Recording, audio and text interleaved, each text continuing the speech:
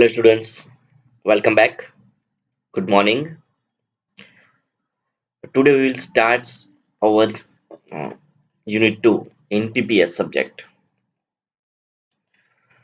What is the name of the Unit 2? The Fundamental of C. यानी आप हम इस चैप्टर में क्या देखेंगे? The structure of C programming क्या है, सी के फंडामेंटल क्या है, उसमें टोकन्स क्या है, आइडेंटिफायर्स क्या है, देन कीवर्ड्स कौन से हैं, कमेंट्स कितनी सारी है, और हमारा स्ट्रक्चर है वो क्या है, जो बेसिक चीज है जो सी प्रोग्रामिंग लिखने के लिए। ओके, वो सारी चीजें हम इस चैप्टर में कवर करेंगे। ओके, तो ये सारे पॉइंट्स कवर होंगे। First one is the features of C language, the second one is the structure of C program, next one is the comments, the next one is the header files, data types, constants and variables, operators कितने हैं, expression and values of expressions, then type conversions, precedence and associativity.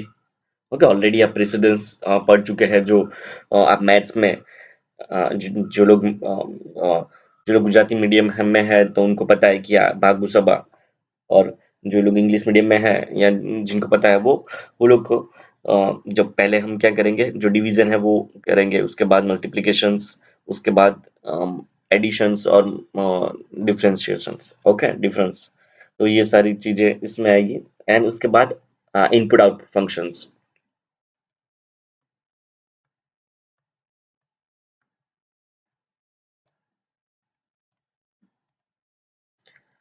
Now, first of all, features of C language. The first one is a simple language. Okay, what is simple language? Every C program can be written in a simple English level language.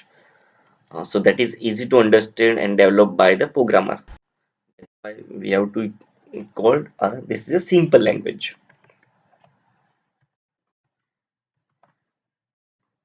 Second one is a portability. Portability, it means it is a concept of carrying instruction from one system to another system.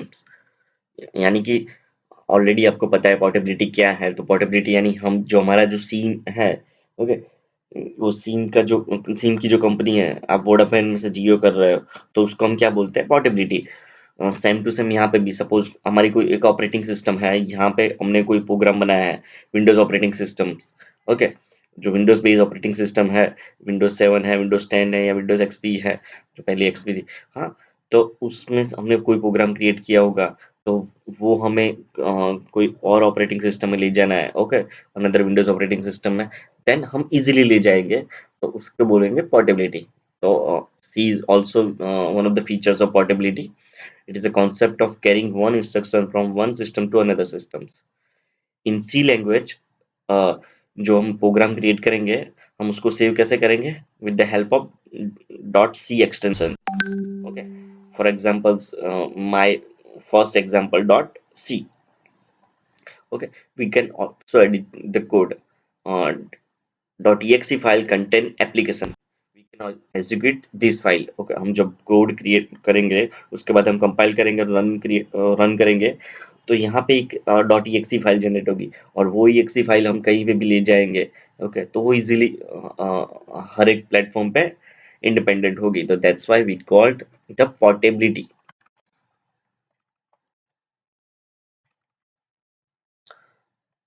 Then powerful. C is a very powerful programming language. It have a wide variety of data types, functions, control statements, decision making statements, etc. That's why we called a powerful programming language. The next one is a platform dependent. A, a language is said to be a platform dependent whenever the program is executed in the same operating system where that was developed and compiled, but not run and execute on another operating system.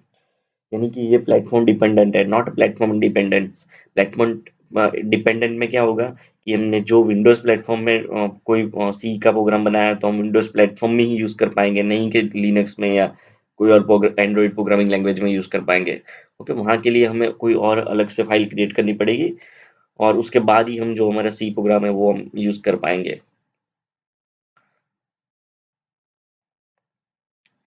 Next one is a structure oriented. C is a structure oriented programming language.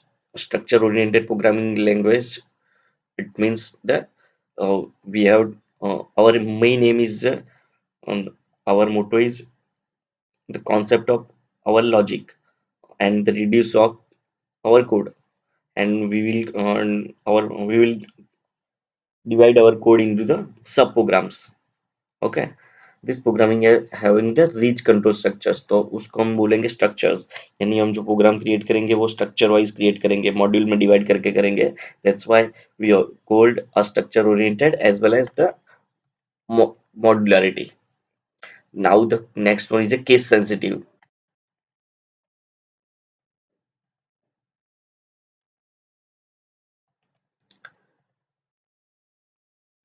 Case sensitive is another features of C language.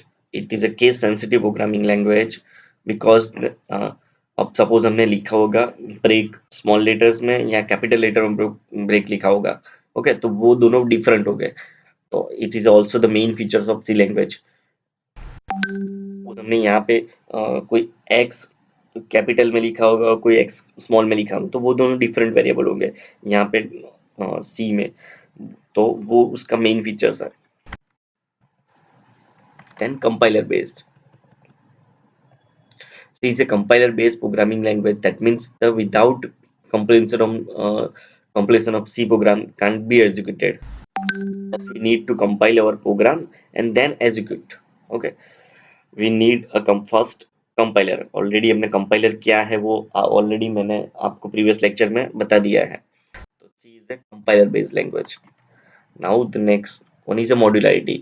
Modularity हम यानी कि हम छोटे छोटे module में हमारा जो programme है वो राइट कर सकते हैं, तो that's why we called a features of modularity. Then middle level language, why we called the middle level language,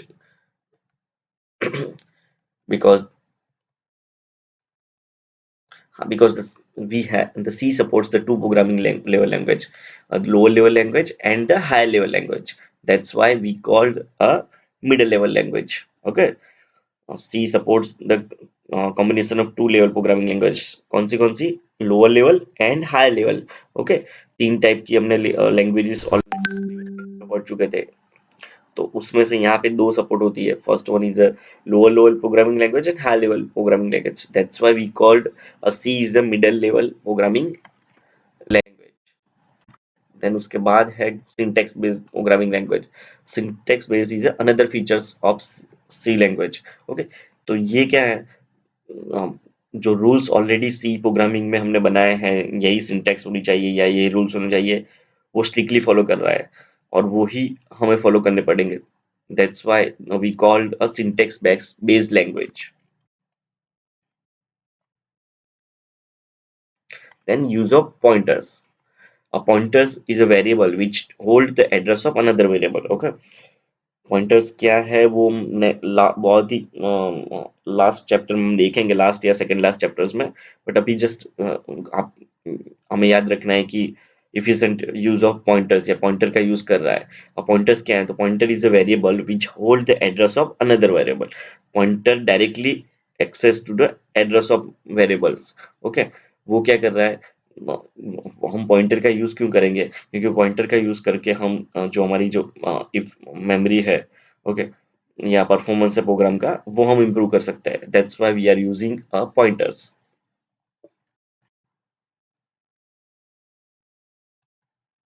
now तो ये थे हमारे features of C programming. Now उसका स्ट्रक्चर क्या है, मेन जो हमारा जो प्रोग्राम है, तो हम प्रोग्राम कैसे लिखेंगे, तो उससे पहले हमें समझना पड़ेगा कि हमारा स्ट्रक्चर क्या है।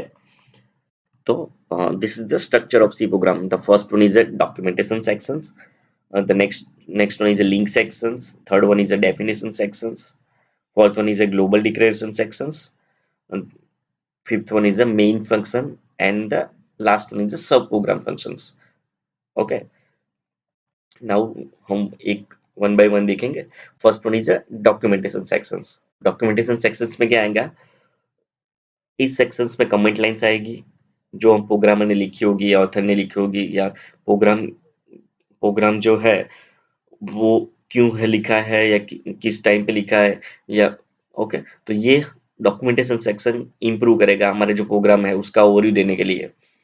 तो ये सेक्शंस में क्या आएगा, this sections consist of the comment lines which includes name of programmers, authors and other details like time, date and main definition of the program.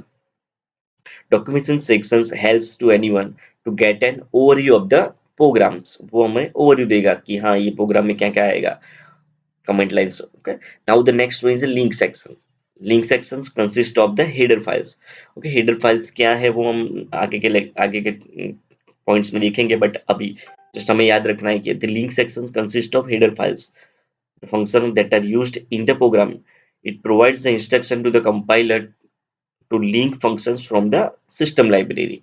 Okay, already जो इनबिल्ट सिस्टम लाइब्रेरी है, अ, आप Android phone use कर रहे हो तो Android phone में काफी सारे फीचर्स इनबिल्ट है, तो वो क्या है वो अपनी सिस्टम में से यूज कर रहा है, तो वैसे ही सी प्रोग्राम में भी काफी सारे फीचर्स और फंक्शंस ऑलरेडी इनबिल्ट है। तो ये लिंक सेक्शन क्या करेगा, वो हमें फंक्शन या फीचर्स हमें यूज करने हैं तो लिंक करके देगा सिस्टम लाइब्रेरी में से। So, the link sections consist of the header files of the functions that are used in the program. It provides instruction to the compiler to link function from the system library. Now the next one is a definition sections. So definition sections में क्या आएगा, जो symbolic constants है वो सारे यहाँ पे definition section में हम यूज करेंगे। फॉर एग्जांपल सपोज हम कोई एरिया फाइंड कर रहे हैं सर्कल का, तो वहां पे हम पाई यूज कर रहे हैं, तो पाई की वैल्यू हमें डिफाइन करनी है या कांस्टेंट वैल्यू डिफाइन करनी है, तो वो सारी चीजें हम यहाँ पे यूज करेंगे। Okay, also we are using a macros also using a symbolic constants. The next one is a global declaration sections. A global variables that can be used anywhere in the program are declared in the global declaration sections. Okay, this section also declares the user defined functions.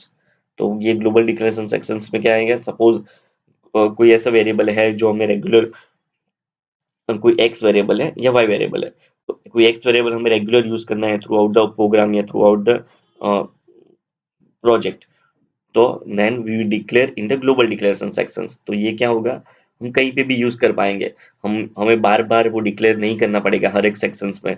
और उसी के चलते हम कहाँ पे declaration करेंगे, इस section में डिक्लेयर करेंगे, कहाँ पे, global declaration sections. Now our main functions, it is necessary have a one main function in every C program. Okay, it is a heart of the C programs. ये compulsory है सी C program का में, जो ऊपर के जो sections थे वो हम नहीं लिखेंगे तो चलेगा, बट ये हमारा मेन फंक्शन है। Okay, one of the necessary और compulsory sections. These sections contain the two parts. The first one is a declaration part and the second one is a executable parts. Okay, यहाँ पे दो part है, first one declaration part है and the second one is a executable part. तो declaration part में क्या आएगा, तो डिक्लेरेशन पार्ट में हम जो वेरिएबल्स है, जो वेरिएबल्स हम through out the program use करेंगे, तो वो सारे वेरिएबल्स है वो हम वहाँ पे यूज कर पाएंगे, लिख पाएंगे। और एग्जीक्यूटेबल पार्ट में, तो एग्जीक्यूटेबल पार्ट में जो हमारा जो मेन लॉजिक है प्रोग्राम है, ओके, सिंटैक्स है, वो सारी चीजें हमें लिखनी है। सपोज में एडिशन करना है, तो एडिशन करना है तो पहले हम क्या करेंगे, दो वेरिएबल्स, तीन वेरिएबल डिफाइन करेंगे, एक्स वाई एंड जेड। तो वो हम कहाँ पे डिफाइन करेंगे, डिक्लेरेशन सेक्शंस पे। और एग्जीक्यूटेबल सेक्शन में क्या करेंगे, z is equal to x plus y. Okay, तो ये हो गया हमारा executable portion. Okay, each statement in declaration and executable part must be end with the semicolon. यहाँ पे हम जो भी लिखेंगे, ओके, उसके एंड में कंपलसरी है सेमीकोलन करना। The execution of the program start at the opening braces and the ends with the closing braces. Now the last sections, a sub-program sections. The sub-program section contain the all the user-defined functions that are used to perform a specific task. जो हमने खुद से कोई अलग से कोई functions define किए हैं, तो वो सारे सेक्शंस हम कहाँ पे लिखेंगे, सब प्रोग्राम सेक्शंस पे लिखेंगे। Okay, the user defined function are called in the main functions. वो कहाँ से कॉल होंगे, हमारे जो मेन फंक्शन ऑलरेडी हमने ऊपर डिफाइन किया है वहां से हम कॉल करवाएंगे तो ही ये सब फंक्शंस कॉल होंगे। तो ये था हमारा सी प्रोग्राम का structure. Okay, first one is a documentation section, the second one is a link sections, third one is a definition sections, fourth one is a global declaration sections, then fifth one is a main sections, उसमें दो part आएंगे, declaration sections and executable sections, यानी declaration part और executable part। और उसके बाद the last one is a sub program function, यानी our user defined functions। Okay, तो 6 सेक्शन है हमारे सी प्रोग्राम में। नाउ हम सिंपल सा प्रोग्राम अभी देखेंगे तो एग्जैक्टली आपको पता चलेगा कि हाँ किस क्या है। तो this is the include studio dot h, include conio dot h. तो ये क्या है, हमारी हेडर फाइल्स है। तो हेडर फाइल्स हमारे कौन से सेक्शंस में आएगी, लिंक सेक्शंस में। ओके, लिंक सेक्शन में यानी कि जो भी फीचर्स है, जो भी फंक्शंस है ऑलरेडी हमारे सिस्टम लाइब्रेरी में इनबिल्ट है, तो वो सारे फंक्शंस कहाँ से कॉल होंगे, ओके, इस लाइब्रेरी में से कॉल हो गया। That's why we need to define this in the link sections. तो हमने जो भी फंक्शंस यूज करने हैं थ्रू आउट द प्रोग्राम, उसके लिए हमें कंपलसरी हमें हेडर फाइल्स हमें हमारे सेक्शंस में पुटअप करनी पड़ेगी, हमारे प्रोग्राम में पुटअप करनी पड़ेगी। That's why we need a link section. Okay, तो यहाँ पे हमने दो लाइब्रेरी ऐड की, दो हेडर फाइल्स ऐड की। हम यहाँ पे क्या बोलेंगे, हेडर फाइल बोलेंगे। ओके, एंड्रॉइड में आप जब भी पढ़ेंगे तब वहां पे क्या बोलेंगे, लाइब्रेरी बोलेंगे। ओके, तो include studio.h, the second one is a include conio.h। okay, standard input output dot h and console input output dot h। Now the our main sections, void main, then small bracket open and close, and curly braces open and curly braces close। तो curly braces open और close में के अंदर हमारा जो main section है, जो declaration part and executable part वो आएगा, वही हमारा मेन प्रोग्राम होगा। एंड तो ये है हमारा फर्स्ट वन, हमने कहा लिखा है, start of the program, printf hello students welcome in first year, and end of the program. तो इसका आउटपुट क्या आएगा, hello students welcome in first year. Okay, यहाँ पे सेमीकोलन मैंने किया नहीं है, but semicolon must be a compulsory in this C programming language after the completion of every line.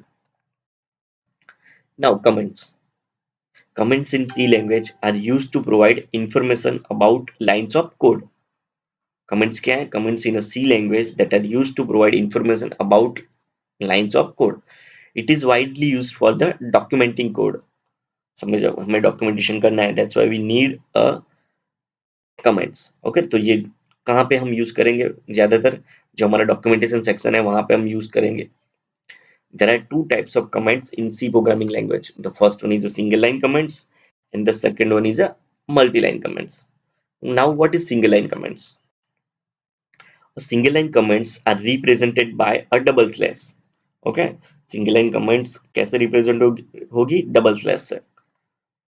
उसके सिंटैक्स क्या है, सिंटैक्स में डबल स्लैश हम करेंगे। ओके, तो this is the example of single line comment.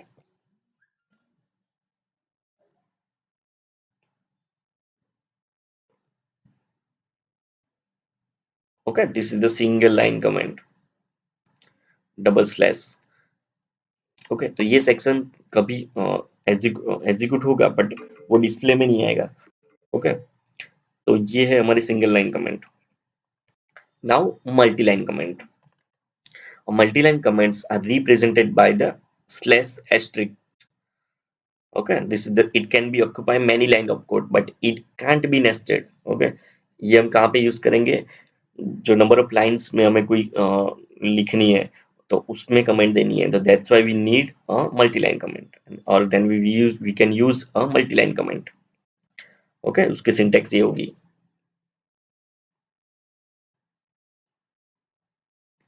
Okay, now this is the example, this is the multi line comment. यहाँ पे हमने दो लाइन में कमेंट लिखी है, that's why we need a multi line comment.